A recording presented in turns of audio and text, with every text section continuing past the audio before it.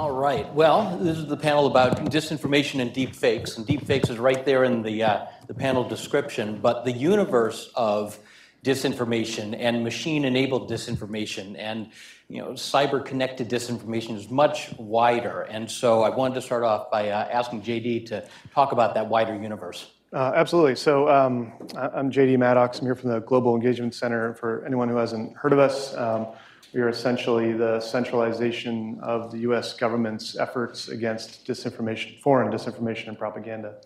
And so what we're seeing in this environment right now are, of course, video deepfakes, but also audio deepfakes and synthetic text. I should say synthetic audio and synthetic text. There was a recent study by a Dutch company indicating that they had found about 15,000 deepfakes out there on the internet. Only 2% of those were used to go after corporate entities, CEOs and such. The predominant number of them were actually used for pornography. But they're out there, and if they're being used at that level, we can assume that they'll eventually be used at a state level. For synthetic audio, we saw a case back in March where a German company was essentially duped by a synthetic audio scam, and a CEO there gave away about $243,000, thinking that his upper CEO had essentially told him to do that. And then on the synthetic text front, we're very concerned with this, probably sort of on an equal footing with deepfakes. Synthetic text essentially is an app that enables you to write in a few words, such as Putin is about to bomb the United States, and the synthetic text generator will then complete your sentence and turn that into what looks like an actual news article. So there are a couple apps out there right now, like Grover and OpenAI's GPT-2, that are particularly effective at this. I just played around with GPT-2 over the weekend and published an article on this. I took the Russian disinformation doctrine, which essentially is a speech by General Gerasimov, a Russian General Gerasimov, and used GPT-2 to generate an actual doctrine, 35 pages long. And you can see that Gerasimov's text is really indecipherable or indistinguishable from the GPT-2 text. So those tools are out there, and we know they're being used. And that is in the context of traditional misuse of social media. And of course, we saw a lot of that from 2016 on. And we're continuing to see that. A recent Oxford University study indicates that about 70 countries have been using social media to conduct information operations against foreign adversaries. And as recently as last month, we saw Twitter take down 936 accounts being used by by China against Hong Kong protesters, and that was in the context of 200,000 more Twitter accounts. So this is a very live problem, and GEC certainly has a lot of programs in place right now to go after it, and I'd be happy to talk about that a little bit later. Well, it's interesting that only 70 countries are doing this, because the tools are, as far as I can tell, so easily, so widely available. I mean, anybody can get on Twitter and start spewing fake stuff. How difficult is it to get these more sophisticated fake information tools? You're Sure, nodding. Do you want to? Yeah. Okay, Lindsay. Yeah, I think, well, the answer is that it's getting easier. This was, in terms of deepfake videos, which I agree with JD is certainly not the only technology to be concerned about, but specifically in terms of the videos, I think 6 months ago, this was something that was still being tested in the AI labs that I think Sean is working in here. And as soon as about a month ago, these technologies are becoming increasingly plug and play. So you don't need to have a sophisticated machine learning background to use them. You don't even need, in some cases, you don't even need to train them yourself. Some of these models are becoming pre-trained, which means that the data to train the model is loaded already, and it's just up to you to submit your target video, the target person that you'd like to emulate, and the recipient that you'd like to put in the video to substitute those two. So it really is democratizing the access to deepfakes. But I would also like to add on to JD's sort of categorization of the synthetic media, I guess, ecosystem. One which I think doesn't get a lot of attention, which are just deepfake manipulated images themselves. There's a long history of photoshopping images for disinformation campaigns or just for general deception, or even making these videos or photos more attractive. But these are actually the ones that we've seen used in real disinformation campaigns. And I don't know if they've been deep-faked, but there was a case in the recent Slovakian presidential election where the leading candidate was the subject of a disinformation effort by a group with ties to Russia that tried to, and successfully at least, extended her nose in one of the photos and paired that with an anti-Semitic narrative to create this perception that she has a certain characteristics and is tied with a certain narrative. So I think, one of the things to be on the lookout for is not just the shocking deepfake video where the president of the United States announces a nuclear attack on North Korea, but the more subtle ways that slightly altered images and very realistically altered images can buttress an already existing disinformation narrative. So to follow on Lindsay's comment, it is very easy nowadays for the layman, right? Anybody with access to a computer and apps, there are apps to create deepfakes, right? But from Army Research Lab perspective, right, looking at the threats of today and looking at the threats of tomorrow is the constant advancement in deepfakes, right? That's quite concerning, right? Because somebody with artificial intelligence, machine learning background with, say, a computer with several GPUs can develop the next generation of deepfake algorithms, right? So we're looking at investing into technologies to defeat deepfakes, right? We may be investing in a specific technique, right, to defeat the current iteration of deepfakes, but a few months later, a new deepfake may come out, right? And in terms of AI/ML research, it's probably one of the most popular topics, right? So there's a lot of people developing technology likely contribute to deepfakes. So getting ahead of the game, right, to protect the soldier, the warfighter, right, not only now, but down the line, right, against disinformation campaigns and other nefarious means, right, is critically important, right, which is where the foundational research looking into adversarial machine learning is quite important from an S&T perspective. So that's a pretty good overview of at least some portion of the threat. Sean, let's go back to you and let's look at it from the other side. And okay, you've got these constantly mutating, constantly advanced, easily duplicated, easily improved things. What do you do about it? What are you doing about it at Army Research Lab? So that's a great question. So Army Research Lab, we're the foundational research lab, right? So we're conducting basic and applied research. So what we have been doing is conducting basic research into machine learning architectures, right? Underlying artificial intelligence and deep learning-based algorithms, right? Looking at if there are generalizable principles, right? That could protect against these adversarial attacks, right? So we're not only looking at specific forms of deepfakes, right, but generalizable principles that can be used to protect against deepfakes down the line in the future too as well. So looking at the decision boundaries, looking at the AI/ML models, the architectures, right, how data can be poisoned, so the uncertainty in data sources. So I'm throwing a lot of terms out there, but looking at these fundamental research topics, right, that could lead to more robust, generalizable defenses against deepfakes. So where does that defense start for the consumer, say? Do you have tools that can look at a deep fake and say, oh, there's something strange in here that looks like it was algorithmically generated? Is that the basic principle? Yes. Okay. So there are programs, at ARL and in the broader DoD community looking specifically at what, say, videos have been forged, right? What are the characteristics that are telltale signs of forged videos? So if we're talking about, so of course there's text and audio as well, right? My background is more in video and biometrics. So looking at, say, the first iteration of deepfakes, right? The subjects, the synthesized videos, the subjects were not blinking, right? So being able to identify that, but quickly the deepfakes caught on, right? So now subjects are more natural appearing, right? So being able to extract the semantic, the higher level contextual information, I can say, okay, something is wrong in this picture, right?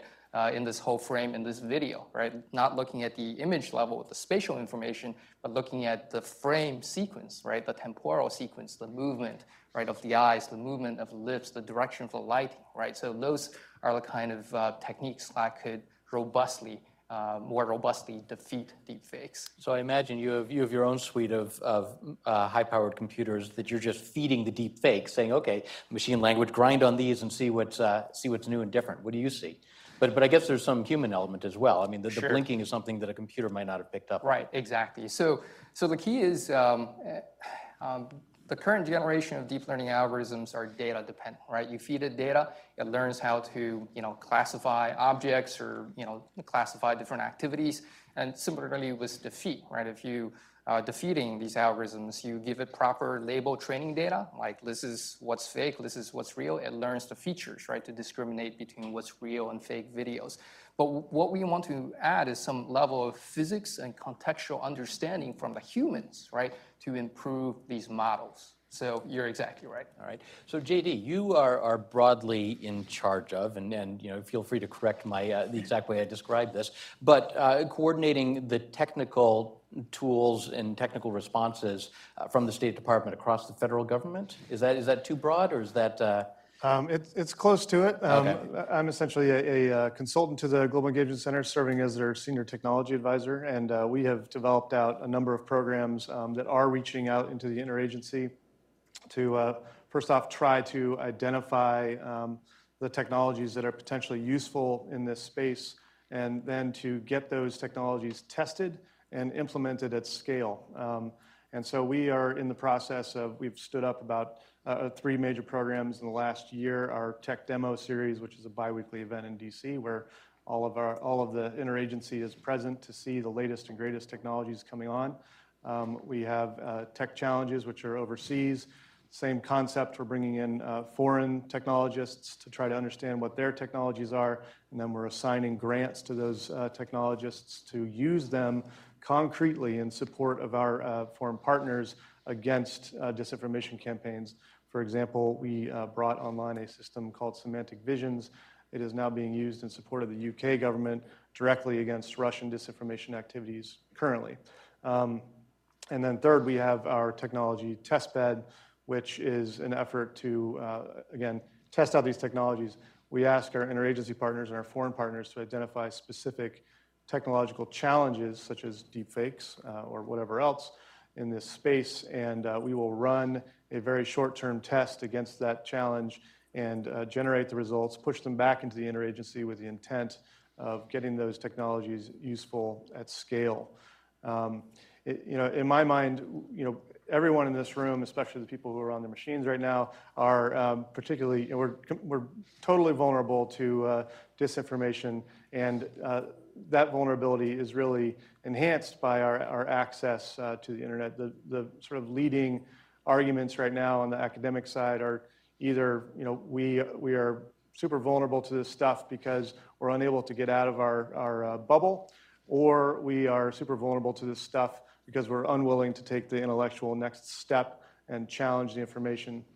No matter which side of that argument you come down on, everyone generally agrees that the best solution to this problem is to trigger critical thinking at the point where we're consuming the disinformation. And so we're constantly looking for the tools that trigger that critical thinking about the information we're consuming. And this is an unbelievably difficult problem. But our dream is to get these tools in a place where they are useful to 330 million American citizens, so that when they are going online, there is a flag or something that is telling them that the information that they're consuming is problematic or contains disinformation or has the signs of disinformation. That's a difficult challenge. and we're working toward it. Well, you almost want to have a time machine where you can go back and say, okay, everybody in grade school, you're going to learn how to, distinguish fact from fiction here, right? Lindsay, is there anything that you want to chime in about?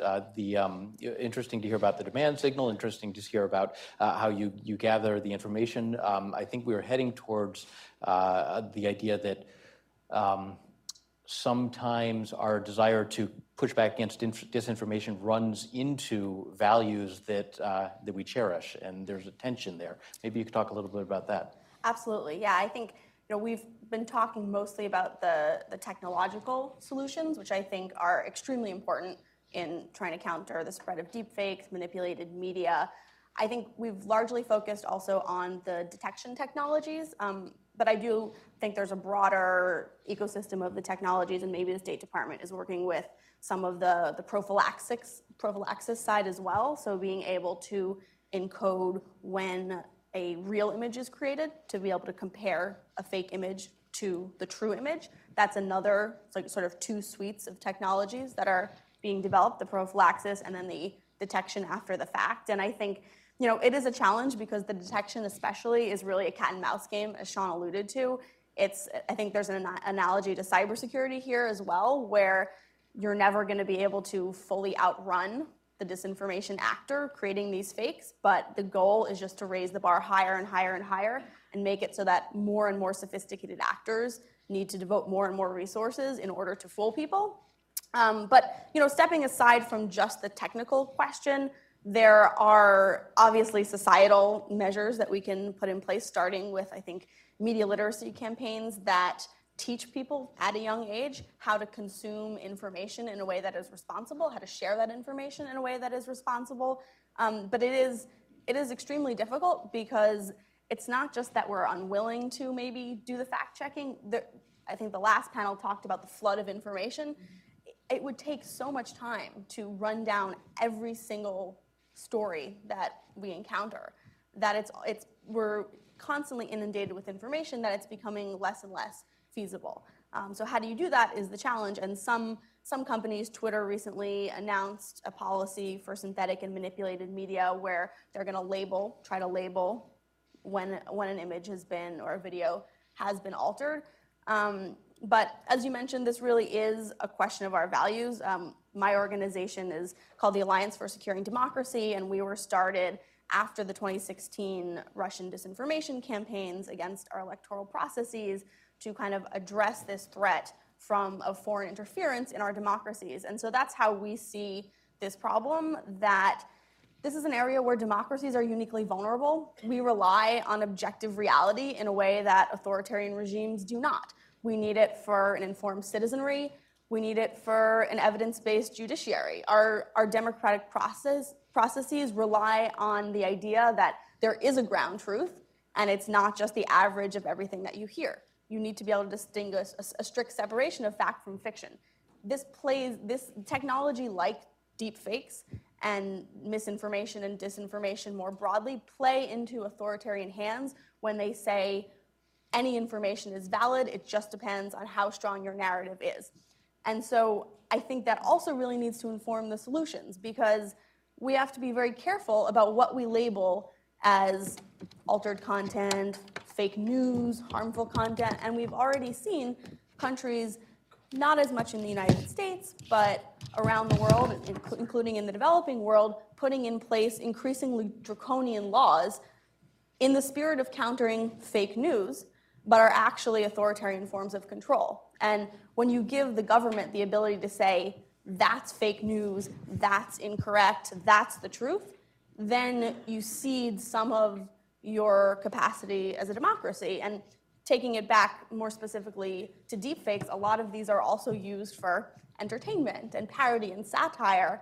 And you can say, oh, that's just a joke, but actually protecting the right to have a joke, especially about our politicians, is not really laughing matter. That's something that is central to being a citizen of a democracy, to be able to criticize and laugh at our leaders. That's not something that people in authoritarian countries have the right to do.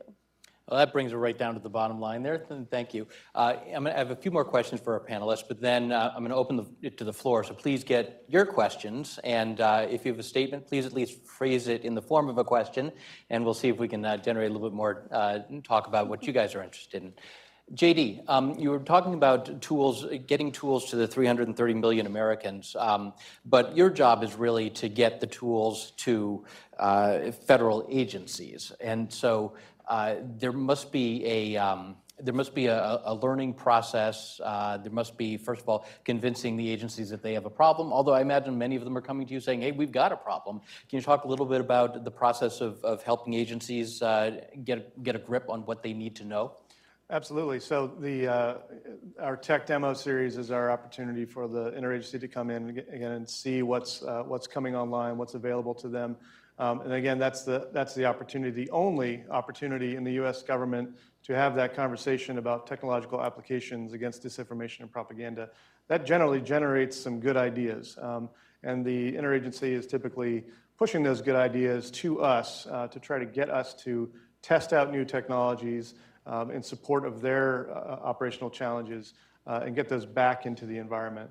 We're constantly working with the full array of interagency partners, DHS, Census Bureau, of course, State Department bureaus, Department of Defense, and they're really quick to seize on the new technologies as they're coming up. Mm-hmm.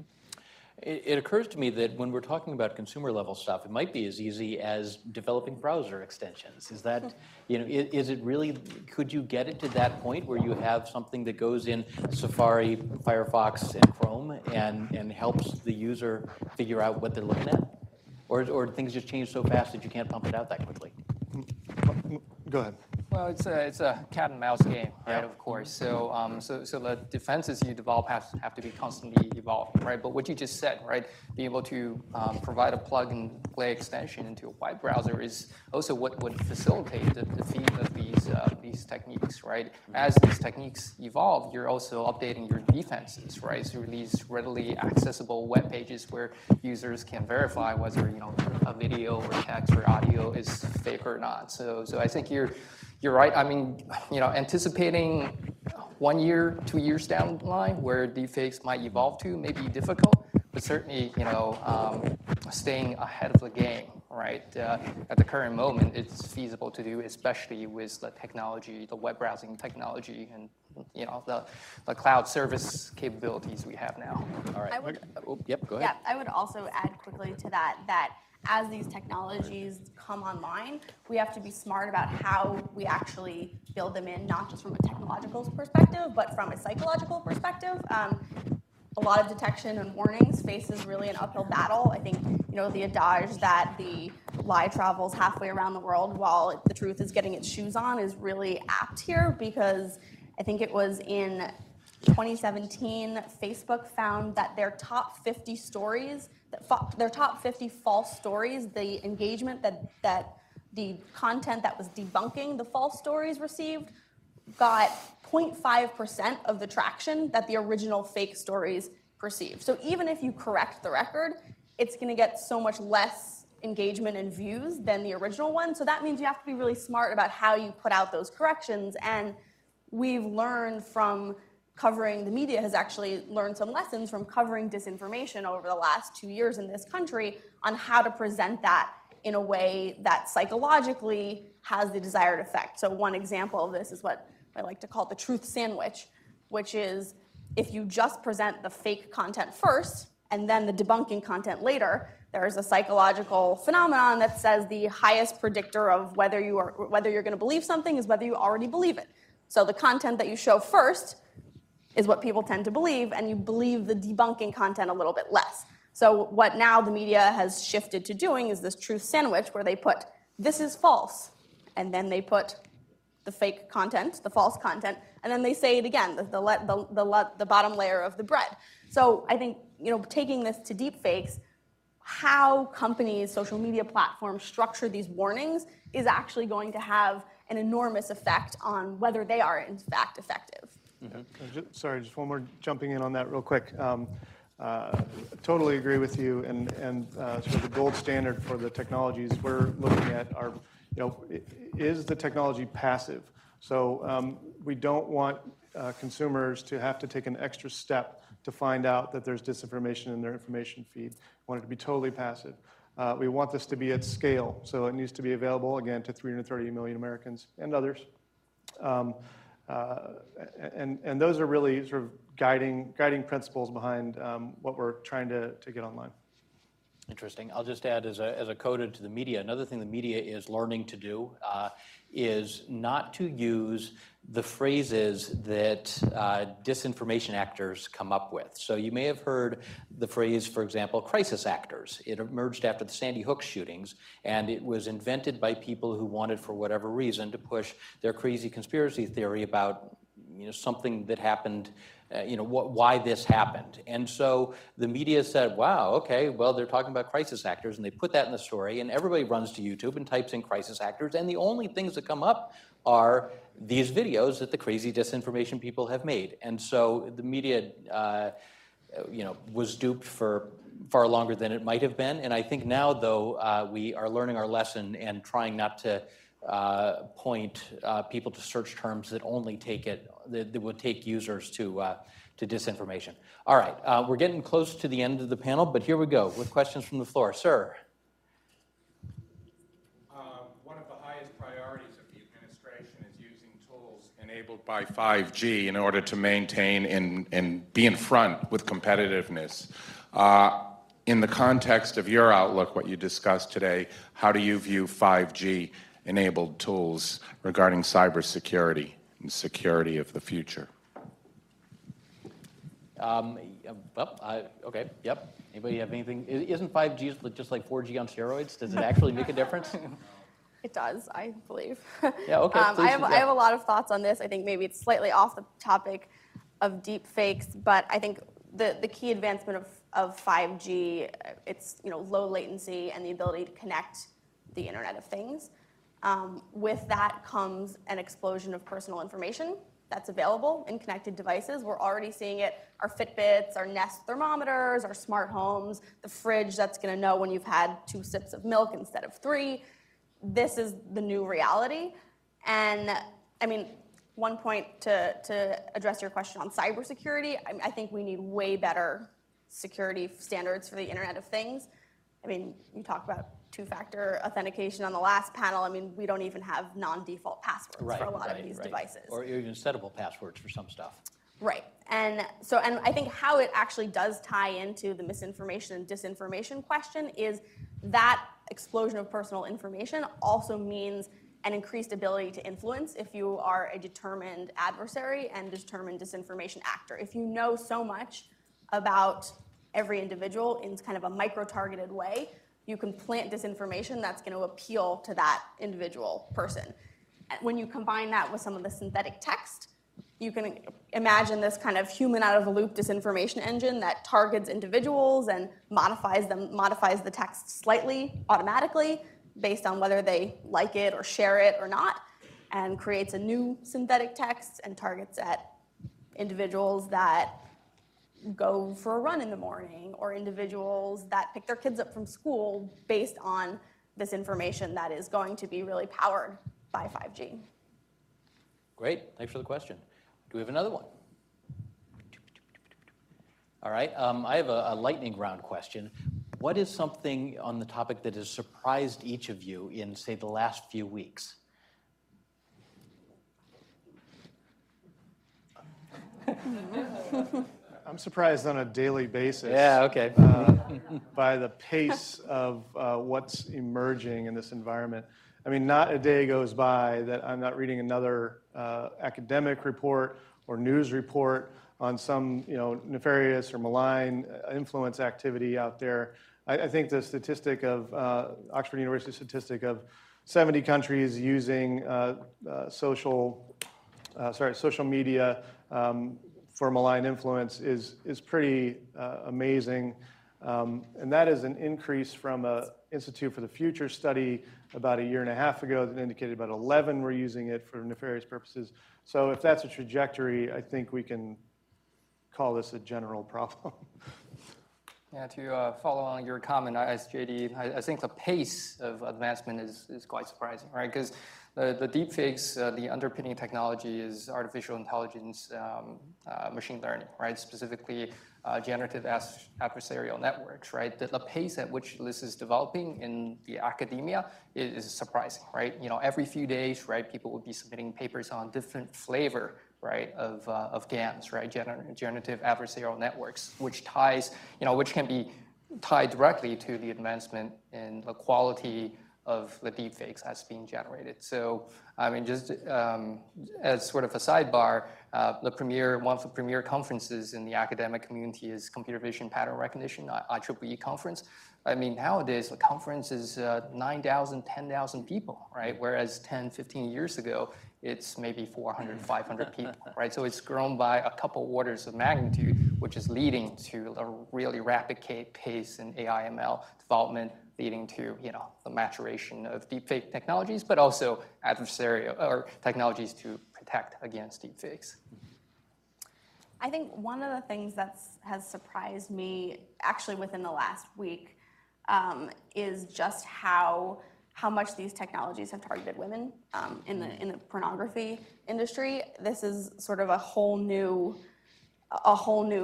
like threat factor, I think, for politicians, female politicians. Female journalists are being targeted, and you know, they're not doing anything to invite this attention. But to have their face in a pornographic deepfake, I mean, I think it's 96%. Did you say that of all deepfake videos are in the pornography industry? And I think we need to think about what it means for, you know, at a time where we're encouraging women to take on leadership roles and run for public office, if they have the ability to be targeted in this way. I think that's a societal layer that recently has surprised me. But I also agree on the pace question. I think 6 months ago, we were talking more about how shallow fakes were really the big threat.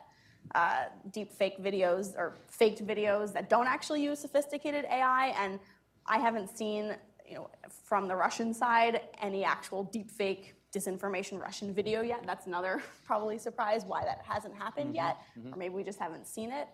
But now it's not just these shallow fakes. Now it's actually more and more conceivable that this could be something that comes online in time for our election next year. Great. Well, I want to thank JD and Sean and Lindsay very much. I think this was an excellent discussion. Thank you for your question. And that was it.